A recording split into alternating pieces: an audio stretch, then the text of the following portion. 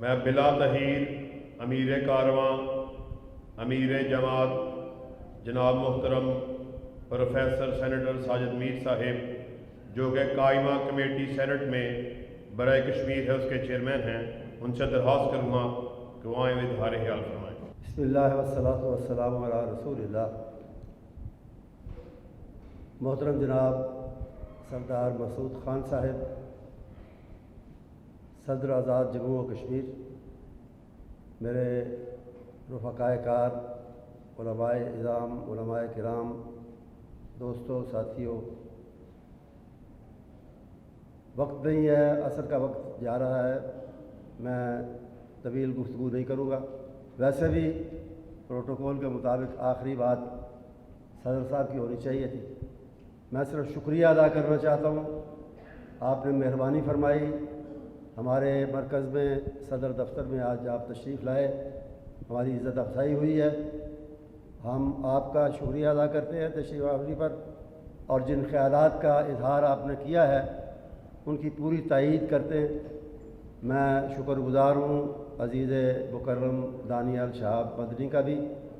کہ ان کے ذریعے یہ ممکن ہوا، آپ کی آمد ہمارے لیے ممکن ہوئی، آپ کی تشریف آوری یہاں ممکن ہوئی۔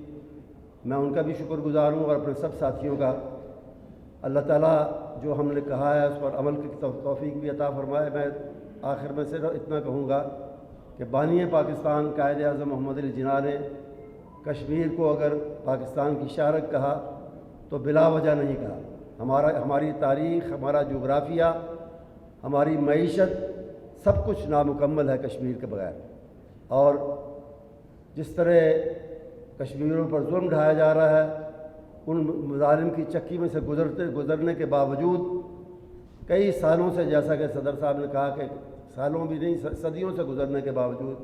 انہوں نے نہ اسلام کا دامن چھوڑا ہے ماضی میں، اور نہ حال میں پاکستان کو بھلایا ہے، پاکستان کی محبت کو فراموش کیا ہے۔ اور ہمارا قصور یہ ہے کہ ہم نے ٹھیک ہے ان کے لیے کچھ نہ کچھ سٹینڈ لیا، لیکن جو لینا چاہیے تھا، جتنا لینا چاہیے تھا، جتنی محبت انہوں نے پاکستان کے لیے ظاہر کی ہے ہمیشہ،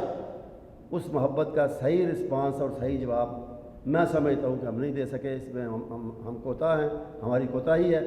اور اللہ سے دعا ہے کہ ہمیں اپنی ان کوتاہیوں کو دور کرنے کی، ہماری حکومتوں کو، ہمارے برسر اقتدار طبقے کو، ہمارے عوام کو ان کوتاہیوں کے ازالے کی توفیق عطا فرمائے، اور مظلوم کشمیری جن بے پناہ ناقابل برداشت مظالم کا شکار ہیں، اللہ تعالیٰ ان کی غیب سے مدد فرمائے اور ان کے مظالم سے نجات دلاتے ہوئے آزادی کی نعمت سے بھی ہم کنار فرمائے۔ وآخر دعوانا الحمدللہ۔ میں آخر میں گزارش کروں گا ہمارے نہایت معزز مہمان آزاد کشمیر سے آئے ہوئے سید عتیق الرحمان شاہ صاحب سے کہ وہ آئیں اور دعائے خیر فرما دیں۔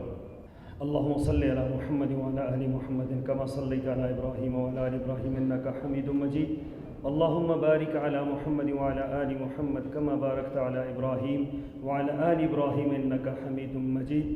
اللهم ألف بين قلوبنا وأصلح ذات بيننا وانصرهم على عدوك وعدونا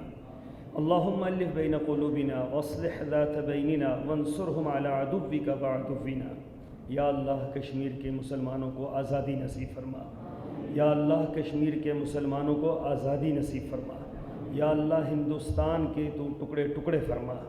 یا اللہ ہندوستان کا جو جبر ہے اور ظلم ہے اور مودی کے جو ارادے ہیں اللہ اس کو پاش پاش فرما دے۔ اے اللہ اس ملک پاکستان کی تکمیل فرما دے،